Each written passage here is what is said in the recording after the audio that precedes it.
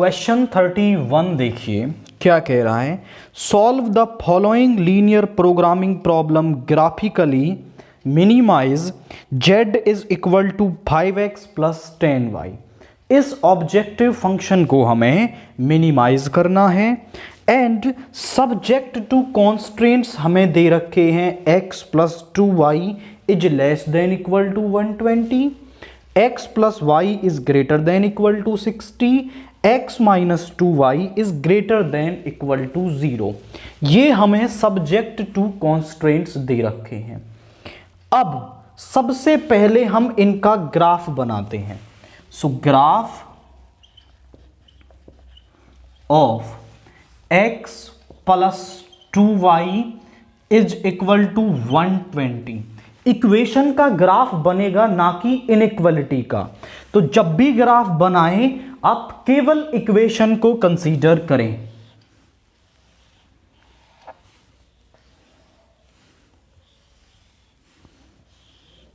This is x, this is y। जब x को 0 लेंगे तो y हमें मिलेगा 60 और जब y को 0 लेंगे तो x मिलेगा 120। सिमिलरली इसका ग्राफ बनाएंगे।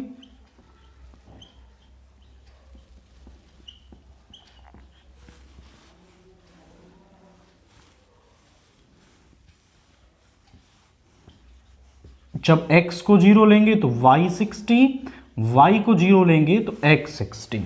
इसका ग्राफ बनाते हैं। Graph of x minus 2y is equal to 0।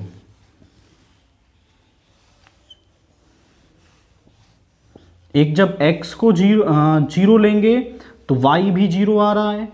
अब एक पॉइंट हमें ऐसा लेना पड़ेगा जिससे हम लाइन को पहचान पाएं, क्योंकि लाइन 0,0 से पास होगी तो एक पॉइंट ऐसा दूसरा भी चाहिए जो उससे मैप करे। तो आप यहां थोड़ी बड़ी वैल्यू लेना 20।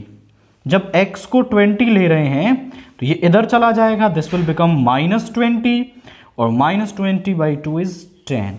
तो y कितना आएगा? 10 आएगा। अब हम इसका ग्राफ बनाते हैं। तो ग्राफ आप देखें कैसे बनेगा। अब इंटरवल्स जो हैं वो आपको थोड़े बड़े लेने हैं, क्योंकि वैल्यूज काफ़ी बड़ी बड़ी आ रही हैं यहाँ पे 60, 120। तो एटलीस्ट 20 का आप लें। 20, 40, 60, 80, 100, 120। 20, 40, 60, 80, 100, 120। सिमिलरली यहां पर अब पहला कोऑर्डिनेट है x0 y60। x0 y60 यहां पर होगा, दिस पॉइंट, दिस इज 0,60। फिर x120 y0, x120 होगा यहां पर। तो इन दोनों से लाइन पास होगी।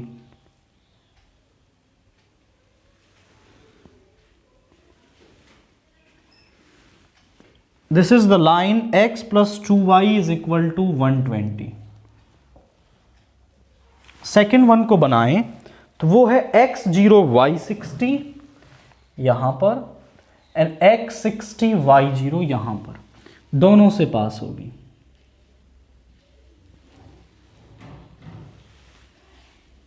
This is x plus y is equal to 60। अब थर्ड लाइन x0 y0 यहां पर और x20 y10, x20 तो y10 कहीं यहां पर होगा, दिस वन इन से पास। This line is x minus 2y is equal to 0। अब आप देखें तो हमें अब फिजिबल रीजन को निकालना होगा कि फिजिबल रीजन कहां बनेगा। फिजिबल रीजन को निकालने के लिए हम क्या करते हैं, इनइक्वालिटीज पर जाते हैं। पहले वाली इनइक्वालिटी ले लो, x plus 2y is less then 120। ये पहली वाली है, दिस वन। ओरिजिन इसके इस तरफ है तो आप क्या करेंगे, ओरिजिन को इसके अंदर सब्स्टिट्यूट कर दो। तो यहां x की जगह 0, y की जगह 0, तो यहां आया 0 इज लेस देन 120। क्या ये बात सही है? डेफिनेटली ये बात सही है कि 0 जो है वो 120 से लेस होता है, तो ये बात सही हो रही है। मतलब इस लाइन का फिजिबल रीजन ओरिजिन की तरफ होगा, दैट मीन्स नीचे की तरफ। थोड़ा सा निशान आप लगा लें। इसको चेक करो, x plus y is greater than 60। केवल इनइक्वालिटी का साइन लेना है, इक्वल टू वाला साइन नहीं लेना। x और y की जगह 0 0 रखो। 0 प्लस 0 इज ग्रेटर देन 60, यानी 0 इज ग्रेटर देन 60। क्या ये बात सही है? ये बात गलत है।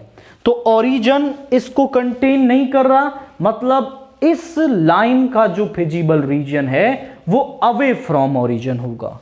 ओरिजिन इस तरफ, इसका होगा ऊपर की तरफ।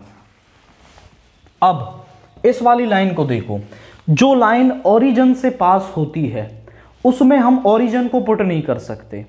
हमें या तो इस तरफ का कोई एक पॉइंट लेना होगा या इस तरफ का। आप देखो यहां x 1 है और y है -1, वो यहां होगा कहीं पॉइंट, उसको चेक कर लेते हैं। तो x -1 और y 1 ले लेते हैं। x -1 और उल्टा हो गया, x 1 है और y -1 है, इज ग्रेटर देन 0। तो ये प्लस का 2 हो गया, 2 इज ग्रेटर देन 0। क्या ये बात सही हो रही है? डेफिनेटली ये सही है, यानी इस लाइन का फिजिबल रीजन नीचे की तरफ होगा, क्योंकि पॉइंट फिजिबल रीजन का आ रहा है। अब इसका है नीचे की तरफ, और x और y ग्रेटर देन 0 मतलब फर्स्ट क्वाड्रेंट। अब देख लो इस लाइन के नीचे, इसके ऊपर, इसके नीचे, और x एक्सिस और y एक्सिस फर्स्ट क्वाड्रेंट में कौन सा फिजिबल रीजन बन रहा है? आप ध्यान से देखें तो ये फिजिबल रीजन बन जाएगा। अब नेक्स्ट काम आता है इसके कॉर्नर पॉइंट्स निकालना। तो ये वाला पॉइंट है हमारा 60,0, इसको बोल दो A। B पॉइंट है हमारा 120,0, C हम निकाल देंगे और D भी हम यहां पर निकालेंगे। आप जरा समझिए, C जो पॉइंट है वो किन दो लाइंस का इंटरसेक्शन है? एक तो है वो x plus 2y is equal to 120 का, और दूसरी लाइन है x minus 2y is equal to 0। Solve करो, सिंपल ऐड कर दो। 2x is equal to 120, x is equal to 60। x is equal to 60 आप यहां रखोगे तो ये आएगा 2y is equal to 60 and 30। x 60 y 30, ये आ गया 60,30। अब ये D वाला पॉइंट निकालते हैं। तो ये किन दो लाइंस का इंटरसेक्शन है?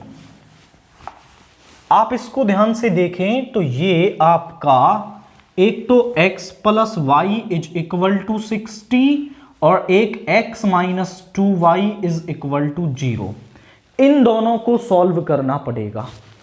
दोनों को सॉल्व करने के लिए मैं ऊपर वाली को 2 से मल्टीप्लाई कर देता हूं और दोनों को ऐड कर दो। x इज 40, x 40 आ गया, उसको यहां रख दो तो y आ जाएगा 20। So this is 40, 20। सारे कॉर्नर पॉइंट्स हमें मिल गए। अब कॉर्नर पॉइंट्स हमें मिल गए तो उन्हें z के अंदर रखेंगे और फंक्शन को मैक्सिमाइज या मिनिमाइज करेंगे। तो सबसे पहले z एट a यानी 60,0 पर, तो यहां रखेंगे 5 इंटू 60 और ये तो 0 हो जाएगा, this is 300।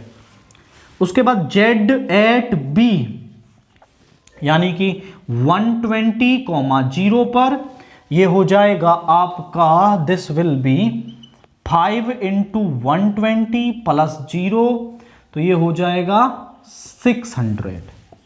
z eight c यानी कि 60,30, तो ये हो गया हमारा 5 इंटू 60 प्लस 10 इंटू 30, ये आपका हो गया 300 प्लस 300 यानी कि 600।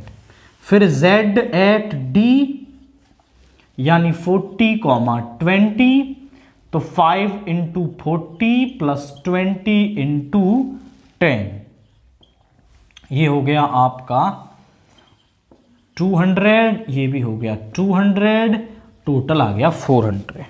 वो कह रहा था मिनिमाइज द जेड को हमें मिनिमाइज करना है, तो मिनिमम वैल्यू कहां आ रही है, आप ध्यान से देखें तो यहां पर मिनिमम वैल्यू आ रही है।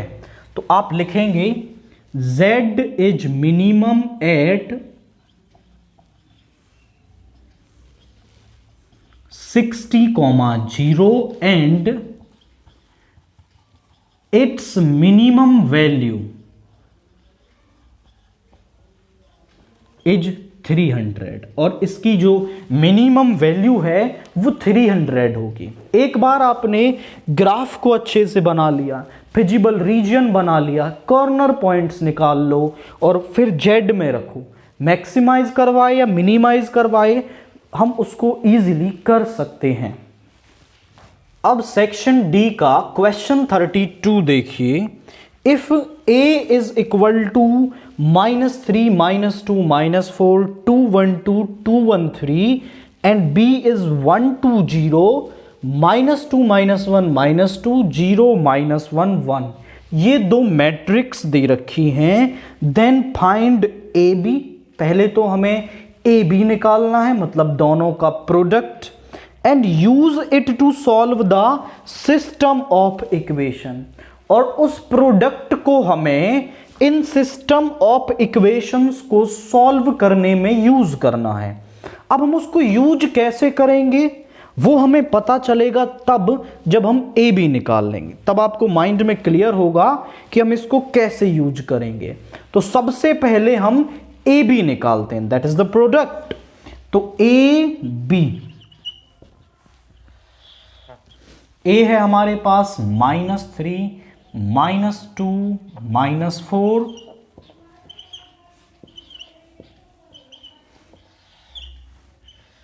यहां बी को लिखेंगे 1, 2, 0, -2, -1, -2,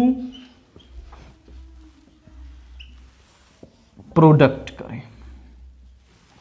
तो प्रोडक्ट करने पर यहां क्या आएगा, आप देखिए, -3 इंटू 1 इज -3, -2 इंटू -2 इज +4 +0, -6 +2 +4, यहाँ 0 +4 -4, यहाँ पे आया 2 -2 +0, यहाँ पे आया 4 -1, दिस इज 4 -1 -2, 0 -2 +2, 2 -2 +0, 4 -1 -3 एंड 0 -2 +3। आप ध्यान से देखें तो ये यहाँ पे आया 1, this is 0, this is also 0, 0, ये आया 1, 0, 0, 0, 1, यानी कि आइडेंटिटी मैट्रिक्स के बराबर आ गया। दो मैट्रिक्स का प्रोडक्ट आइडेंटिटी मैट्रिक्स के बराबर आ रहा है। दैट मीन्स कि वो एक दूसरे के इन्वर्स होते हैं। दो मैट्रिक्स का प्रोडक्ट तभी आइडेंटिटी आता है जब वो एक दूसरे के इन्वर्स होते हैं, यानी ए और बी एक दूसरे के इन्वर्स हैं। बी जो है वो ए इन्वर्स के बराबर होगा और ए जो है वो बी इन्वर्स के बराबर होगा। तो यहां से हमें एक रिजल्ट मिल जाएगा कि A and B are invertible, A and B are inverse of each other.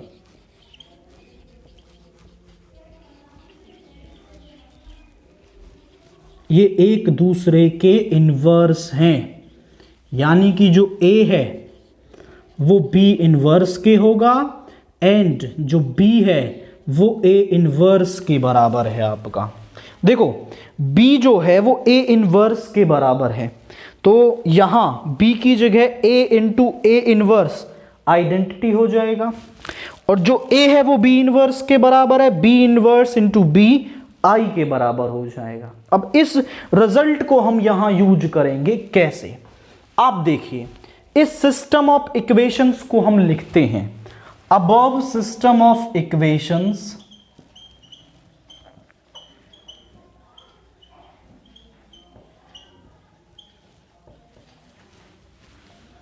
Can be written in the form, उसको हम लिख सकते हैं Cx is equal to D. C जहां पर क्या होगी, 3x3 की मैट्रिक्स होगी।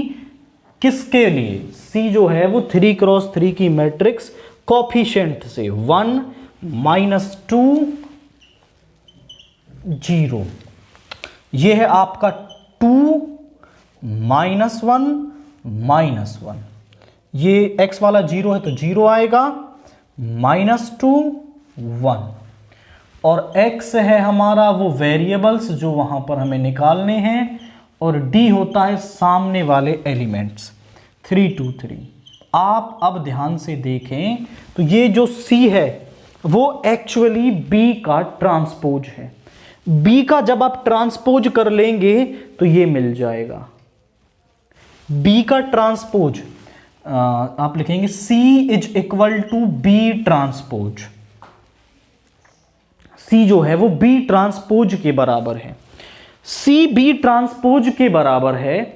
अब इस सिस्टम ऑफ इक्वेशंस का सॉल्यूशन क्या होगा, आप लिखेंगे सॉल्यूशन ऑफ, पहले तो आप इसका डिटर्मिनेंट निकाल लेना क्योंकि डिटर्मिनेंट निकालना बहुत जरूरी है।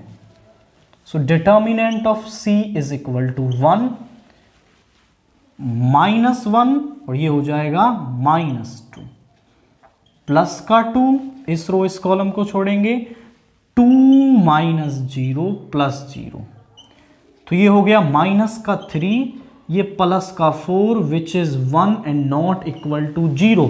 तो आपका इस सिस्टम ऑफ इक्वेशंस का सॉल्यूशन एग्जिस्ट करता है। Solution of system of equations is unique and given by, वो होगा आपका x is equal to C inverse D। तो सारा काम हमें C इनवर्स निकाल के करना है, बट C इनवर्स निकालने के लिए आपको वो प्रिमिटिव मेथड यूज नहीं करना, इस रिजल्ट को यहां यूज करना है। हमने अभी देखा जो C है वो B ट्रांसपोज के बराबर है, यानी जब मैं C का इनवर्स निकालूंगा तो वो B ट्रांसपोज के इनवर्स के बराबर होगा, और हम जानते हैं कि B ट्रांसपोज का इनवर्स करो या फिर B इनवर्स का ट्रांसपोज के बराबर होता है। B ट्रांसपोज का inverse is equal to B inverse का ट्रांसपोज, और B इनवर्स हमारे पास पहले से क्या है, वो A है, यानी हमें C का इनवर्स चाहिए तो B ट्रांसपोज के इनवर्स के बराबर होगा, और B ट्रांसपोज का इनवर्स होगा B इनवर्स का ट्रांसपोज। B इनवर्स हमारा बराबर है A के, यानी A का ट्रांसपोज कर दो। A है हमारा -3 -2 -4 2 1 2 2 1 3, इसका ट्रांसपोज कर दो तो यहां आ जाएगा -3 -2 -4 2 1 2 2 1 3। आप रिजल्ट बता देंगे साइड में, बिकॉज A ट्रांसपोज का inverse is equal to A inverse का ट्रांसपोज के बराबर होता है। अब यहां वैल्यू रख दो, x is equal to C inverse. C inverse क्या है हमारा, C इनवर्स इज -3 2 2 -2 1 1 -4 2 3, और D है हमारा 3 2 3। बस मल्टीप्लाई करें तो मल्टीप्लाई करने पर क्या बनेगा, -3 इंटू 3 इज -9 +4 +6, यहां पे आया -6 +3 -12 +4 +9। अब x जो है वो बराबर है आपका XYZ के, और यहां पे आ गया 6 4 10, ये 1 आ गया। This is 5 - 6 is -1, 13 - 12 is 1। Since ये दोनों मैट्रिक्स आपकी इक्वल हैं तो इनके कॉरस्पॉन्डिंग एलिमेंट्स भी इक्वल होंगे। Two matrices are equal, therefore their corresponding elements are equal।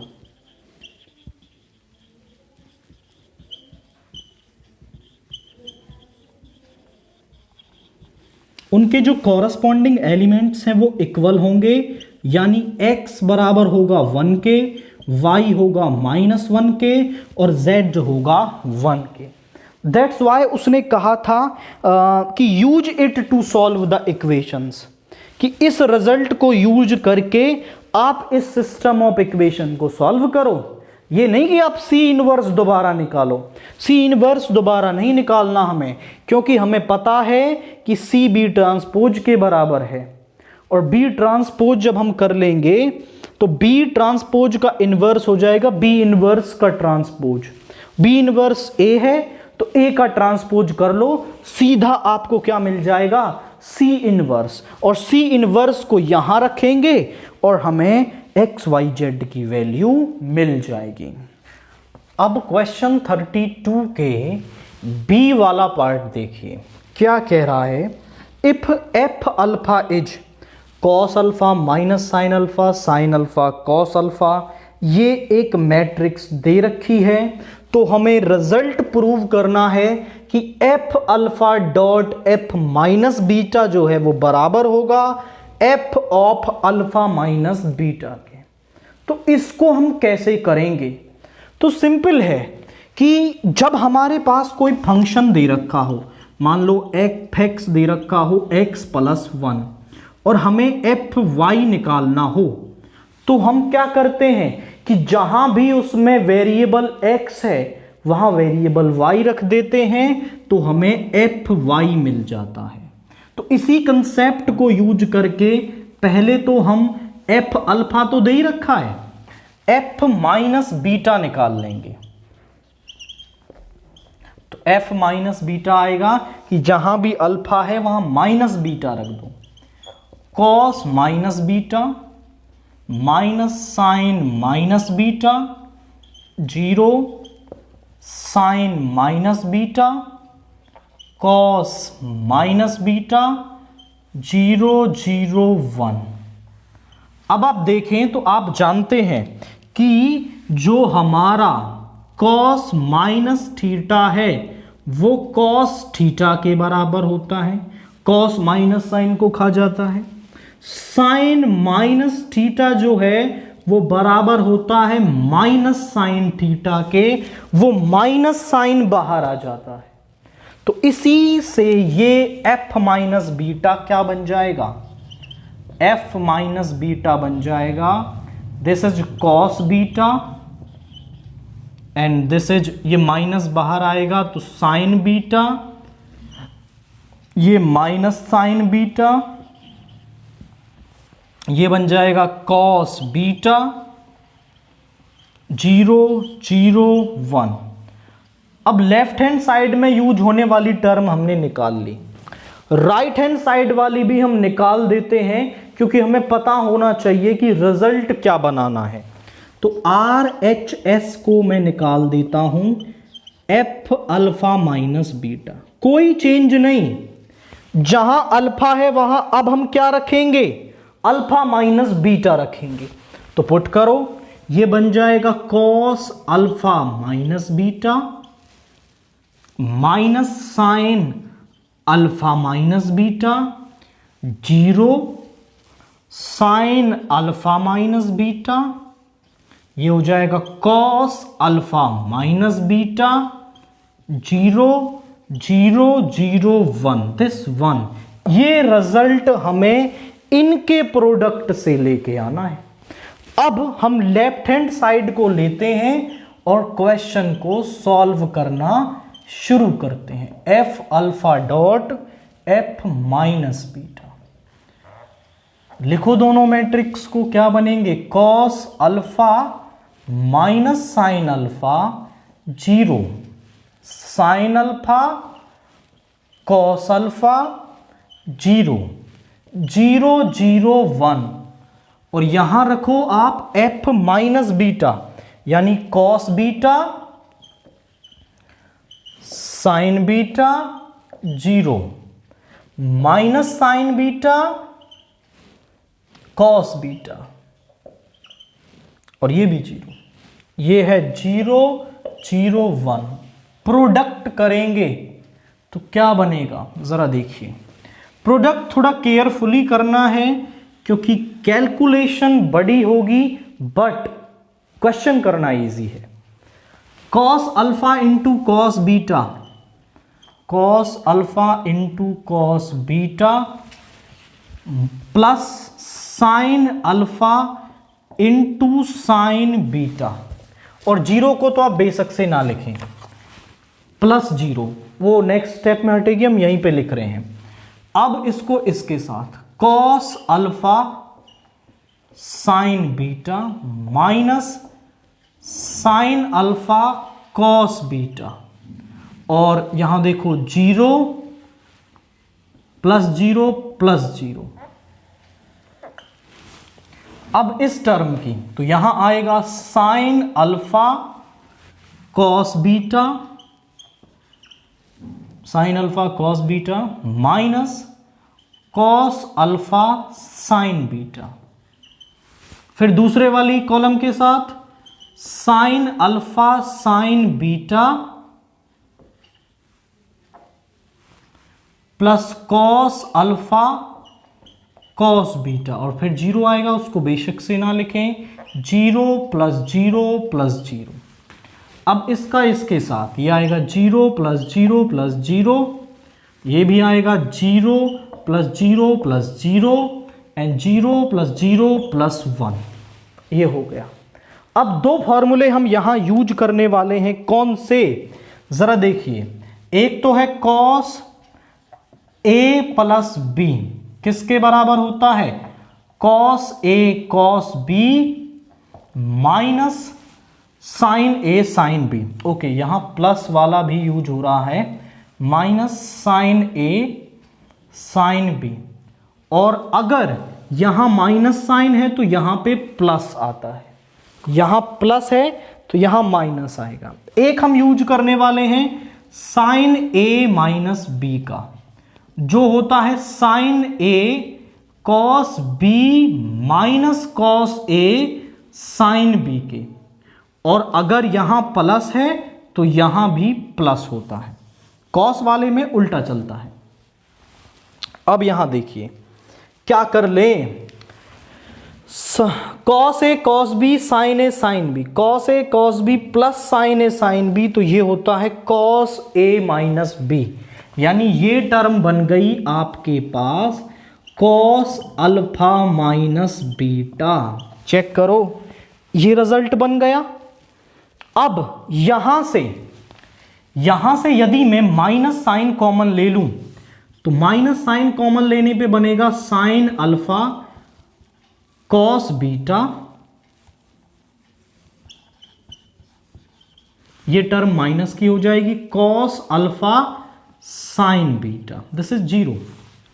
और यहां पर है sign A cos B minus cos A sine B, तो यानी साइन ए माइनस बी यानी sine alpha minus beta.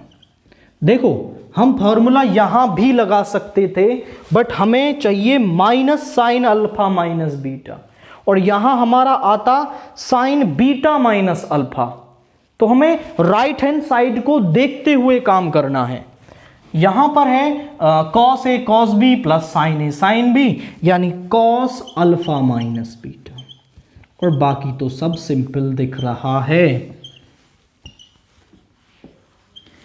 Sign A cos B minus cos A sine B, तो sign ए minus B, आप ध्यान से लिखें cos alpha minus beta minus ये हो गया sine alpha minus beta, zero ये हो गया sine alpha minus beta cos alpha minus beta, zero and zero zero one.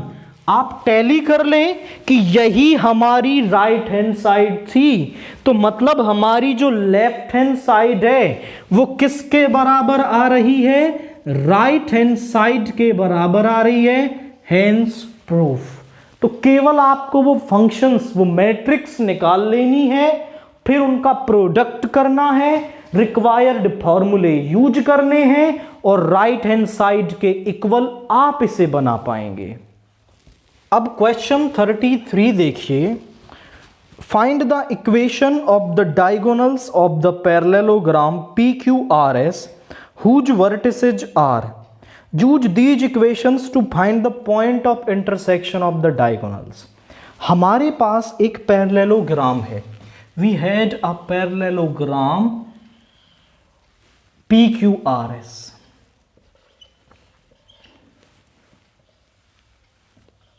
and this is S। P point के कोऑर्डिनेट हैं आपके पास 4 2 -6, Q पॉइंट के कोऑर्डिनेट हैं 5 -3 1, R पॉइंट के कोऑर्डिनेट हैं 12 4 5 एंड यहां पर है 11 9 -2, ये है। अब वो कह रहा है पहले तो आप डायगोनल्स की इक्वेशन निकालिए। तो एक डायगोनल तो है हमारा PR, दूसरा है QS, और फिर इनका पॉइंट ऑफ इंटरसेक्शन भी आपको निकालना है। तो हम जानते हैं कि दो पॉइंट, देखो PR के कोऑर्डिनेट्स हमें दे रखे हैं, तो इनसे पास होने वाली लाइन की इक्वेशन क्या होती है, यदि हमें ये दो पॉइंट दे रखे हों और इनसे पास होने वाली लाइन की इक्वेशन निकालनी हो, तो वो होती है x minus x1 y minus y1 z minus z1 upon x2 minus x1 y2 minus y1 z2 minus z1। तो इस कंसेप्ट का यूज करके तो हम डायगोनल्स की इक्वेशन निकालेंगे। तो हम लिखते हैं equation of diagonal PS is given by, वो होगी x minus x1 upon a, y minus y1 by b, z minus z1 by c। इस फार्मूले को यूज करके तो क्या आएगी इक्वेशन, जरा देखिए, x minus 4 y minus 2 and z minus of -6, ये +6 हो जाएगा, upon 12 minus 4 is 8, 4 minus 2 is 2, 5 minus of -6 is 11। This is first. अब इक्वेशन ऑफ डायगोनल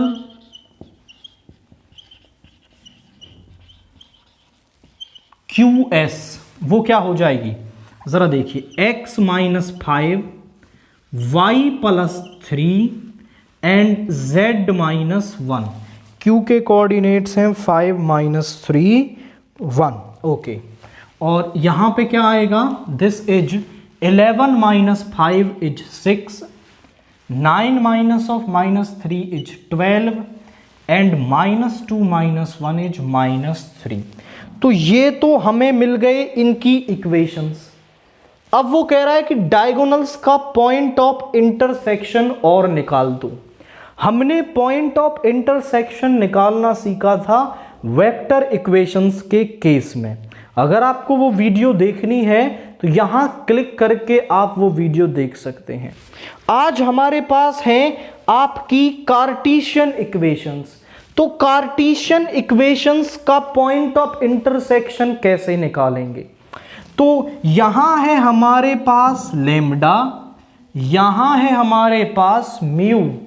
अब कैसे करेंगे, यहां इस पर इसको इसके बराबर लेंगे तो x की वैल्यू आएगी 8 लेम्डा प्लस 4, y की वैल्यू आएगी 2 lambda plus 2, 11 lambda minus 6 and ऐसे ही यहां पर करें, ये हो जाएगी 6 mu plus 5, 12 mu minus 3 mu plus 1 be the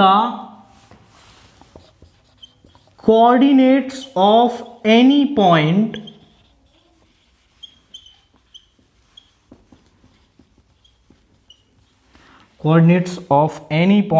on diagonal PS, PR and QS,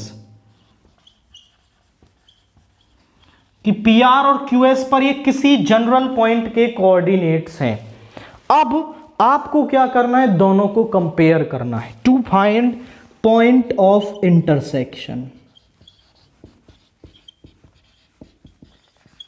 हमें पॉइंट ऑफ इंटरसेक्शन निकालना है, तो उसके लिए इन दोनों को इक्वल कर लो। 8 lambda plus 4 is 6 mu plus 5 and in दोनों को इक्वल कर लो। 2 lambda plus 2 is 12 mu minus 3, इन दोनों को इक्वल कर लो। 11 lambda minus 6 is minus 3 mu plus 1। अब इनमें से कोई भी दो इक्वेशन आप ले लें, जैसे मैं इन दोनों को ले लेता हूं, तो इसको इधर ले आओ। 8 लेम्डा माइनस 6 म्यू, इसको इधर लाएंगे -1 is equal to 0। 2 lambda minus 12 mu, इसको इधर लाएंगे +5 is equal to 0। This is 3 and 4। 3 और 4 को सॉल्व करके हम आपका लेम्डा और म्यू की वैल्यू निकाल सकते हैं, और जैसे ही हमें लेम्डा और म्यू मिलेगा वो यहां रखेंगे तो हमें पॉइंट ऑफ इंटरसेक्शन मिल जाएगा। तो क्रॉस मल्टीप्लिकेशन से सॉल्व करते हैं थर्ड और फोर्थ को।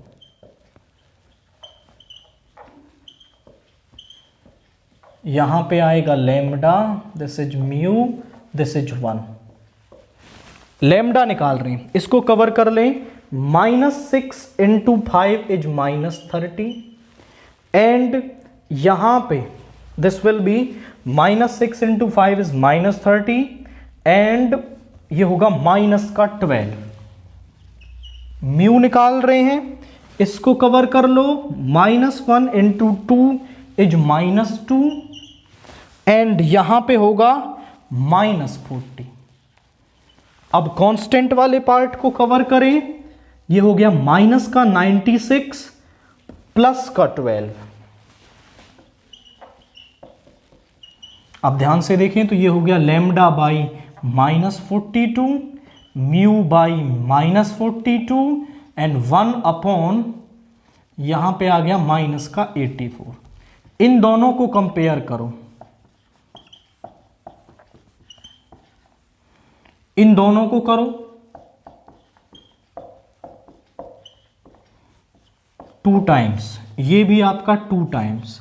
लेम्डा और म्यू दोनों की ही वैल्यू क्या आ गई, 1/2 आ गई।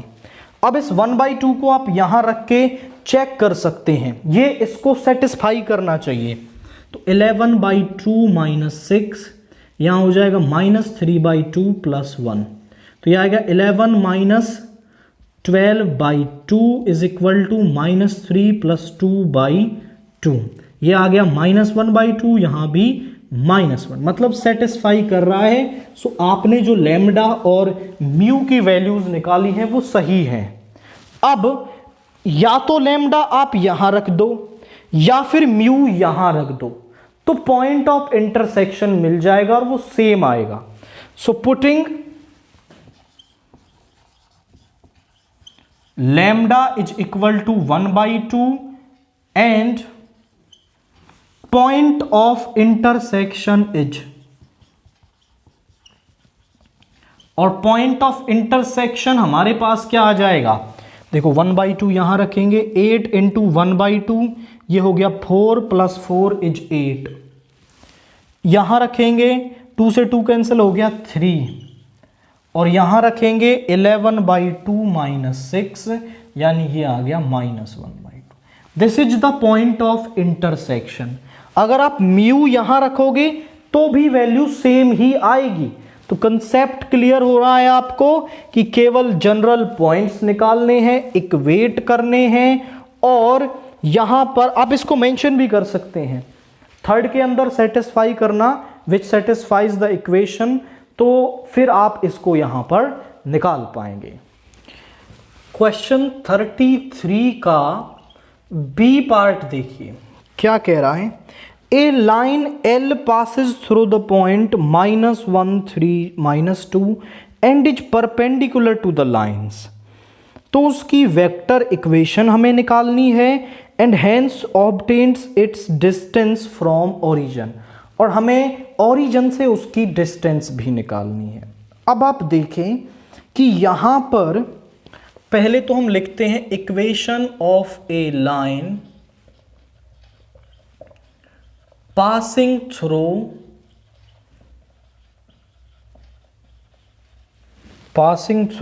-1, 3 and -2 having drs। उसके drs नहीं दे रखे तो हमने drs मान लिए a b c। तो उस लाइन की इक्वेशन क्या आएगी, x -(-1/a) y -3/b z -(-2/c, which implies ये क्या बन गई यहां पर, ये बन गई x + 1/a y -3/b and z + 2/c। ये हमारे पास उसकी इक्वेशन आ गई। अब अगर ये a b c मुझे मिल जाएं तो मैं इसकी इक्वेशन निकाल सकता हूं, और इन a b c को निकालने के लिए उसने आपको कंडीशन दे रखी है कि ये दो लाइंस के परपेंडिकुलर है। अगर दो लाइनें परपेंडिकुलर होती हैं तो उनके drs का प्रोडक्ट 0 के बराबर होता है। इस कंसेप्ट को हम यूज करेंगे, इसको नाम दो first. Equation first is perpendicular to line x/1 y/2 z/3 having drs। इसके drs क्या हैं, 1 2 3 एंड टू द लाइन, और दूसरी लाइन क्या है, x + 2/-3 y -1/2 and z + 1/5 having drs। इसके drs क्या हैं, इसके drs हैं -3 2 5। दोनों के drs हमने निकाल लिए। देयरफॉर अब इनकी मल्टीप्लाई इससे करेंगे, a + 2b + 3c = 0। This is second. इनके साथ भी प्रोडक्ट, ये भी 0 के बराबर होगा बिकॉज दोनों परपेंडिकुलर हैं। अब इसको हम सॉल्व कर सकते हैं, तो इसको सॉल्व करेंगे on solving second and third. Second and third को सॉल्व करने पर क्या आएगा, a b c। a को कवर करें, 2 5 10 -6। b को कवर करें, -9 -5। c को कवर करें, 2 + 6। इसको सम k के बराबर मान लो, तो a/4, तो a आ जाएगा 4k, b आ जाएगा -14k, c आ जाएगा 8k। सो drs क्या आ गए हमारे पास, drs ऑफ फर्स्ट हमारे पास आ गए 4k -14k एंड 8k। अब drs में से यदि कुछ कॉमन आ रहा है तो वो हम निकाल सकते हैं। k कॉमन आ रहा है और हम यहां से 2 भी कॉमन ले सकते हैं।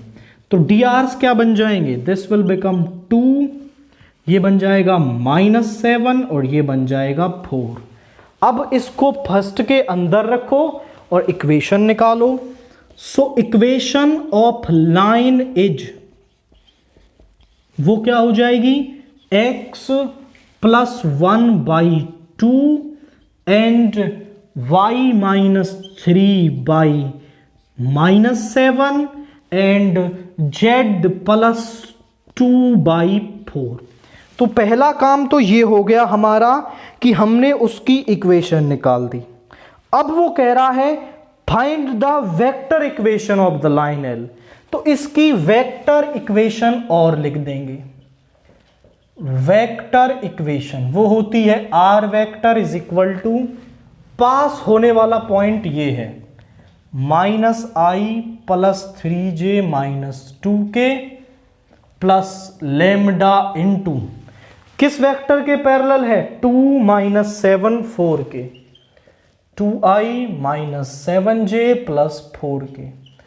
अब हमें इसकी परपेंडिकुलर डिस्टेंस निकालनी है, hence obtain it's distance from origin, origin से इसकी डिस्टेंस निकालनी है।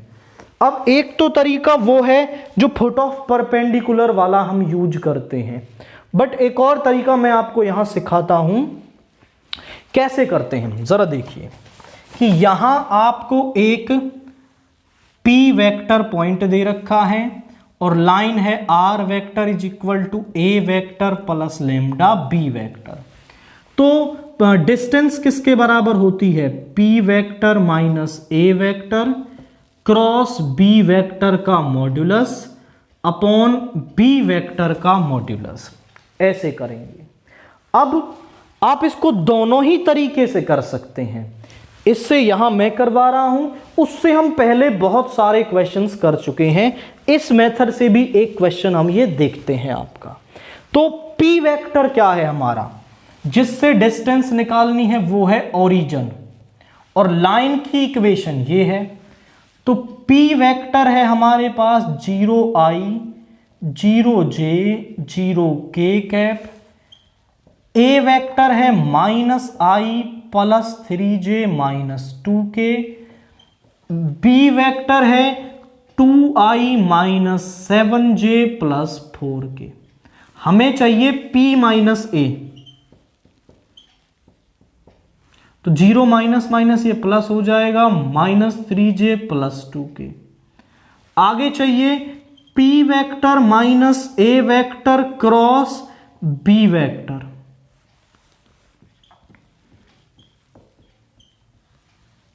इस वेक्टर के i j और k के कोफिशिएंट्स, B वेक्टर के एक्सपेंडिंग अलोंग रो 1,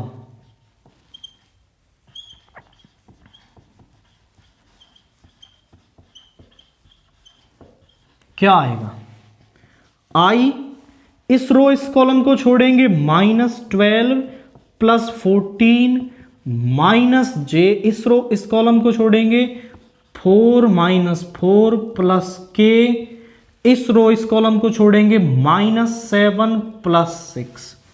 तो ये हो गया हमारा 2i cap 0j cap -k cap, ये आ गया।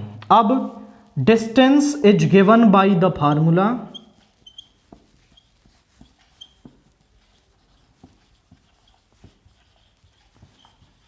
डिस्टेंस हमें किस फार्मूले से मिलेगी, P vector - A vector cross B vector का मॉड्यूलस और नीचे B वेक्टर का मॉड्यूलस।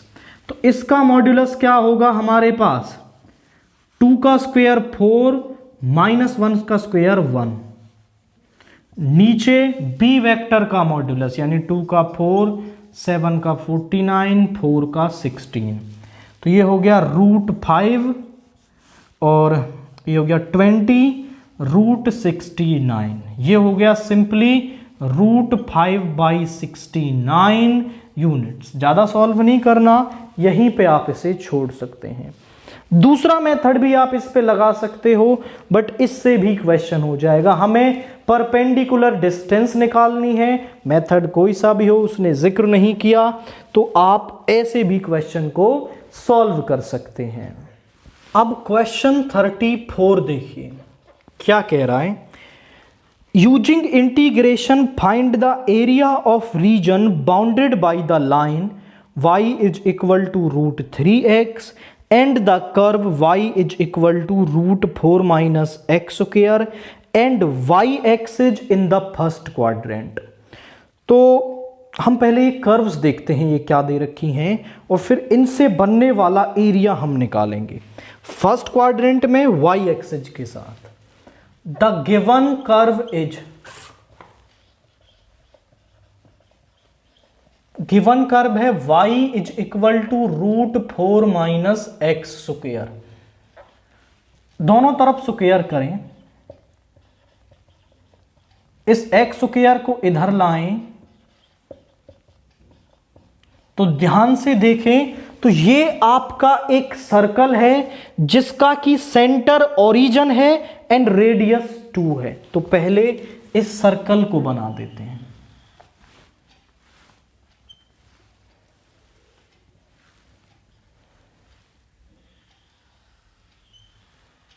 दिस इज सेंटर, तो यहां से रेडियस 2 है, 2,0, ये होंगे 0,2 -2, 0 एंड 0, -2। दूसरा, द गिवन लाइन इज,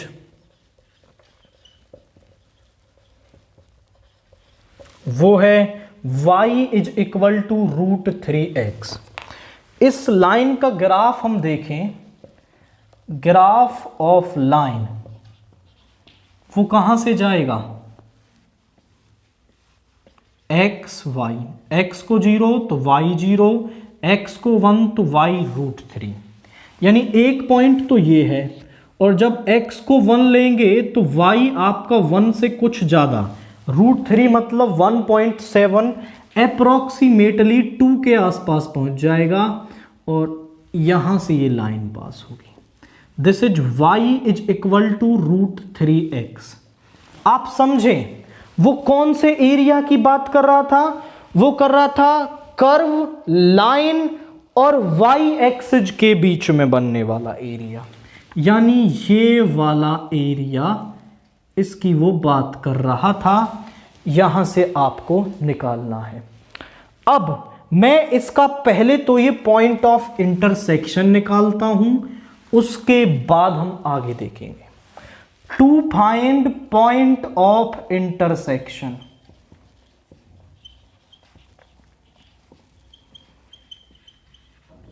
कैसे निकालेंगे, y is equal to √3x यहां रख देंगे, एक्स स्क्वायर प्लस ये आ गया 3x square is 4, 4x square is 4, x is equal to ±1।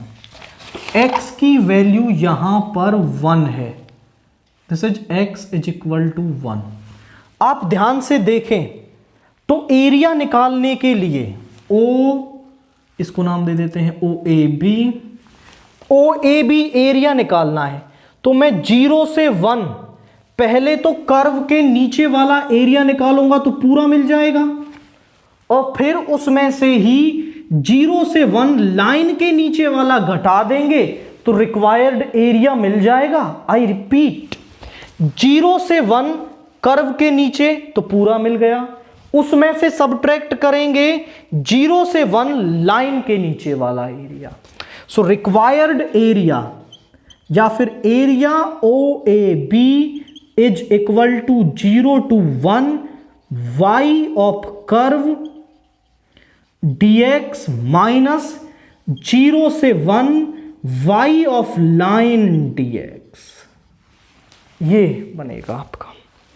y of curve हमारे पास क्या है, y ऑफ कर्व है हमारे पास ये, इसको लिख सकते हैं 2 का square minus x square dx, और यहां से √3 को बाहर ले लें। यहां पर फॉर्मूला लगेगा आपका which is root a square minus x square d x होता है x by two, same term आएगी a square by two sine inverse x by a plus c. ये फॉर्मूला हम यहां यूज करेंगे। अब ये लगाओ फॉर्मूला यहां पे, तो ये बन जाएगा x by two, x by to तो आ गया ये, और ये आ जाएगा 4 माइनस एक्स स्क्वेयर ए स्क्वेयर यानी कि 4 by two sine inverse x by two, 0 से 1 माइनस रूट 3 और x का हो गया एक्स स्क्वेयर बाई टू, 0 से 1। अपर लिमिट को रखो यहां पे, यहां आ गया 1 by to, 4 minus 1 plus 4 by two यानी कि 2 हो गया,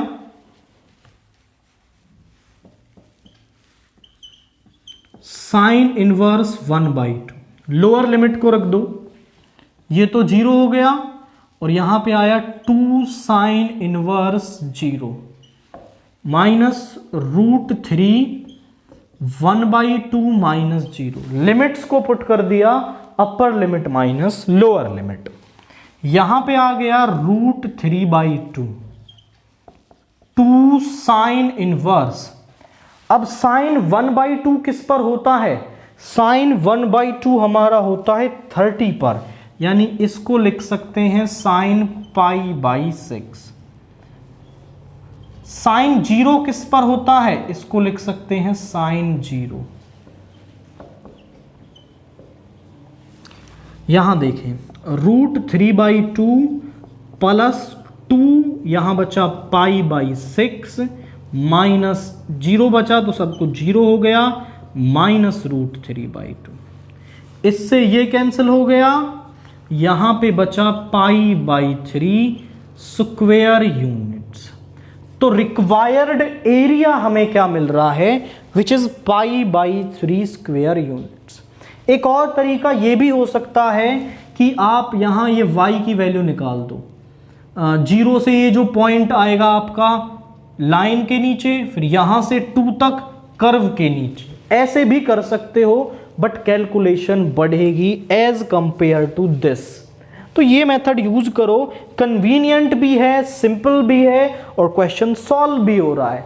तो why will use the difficult method? इस मेथड के साथ प्रोसीड करना है।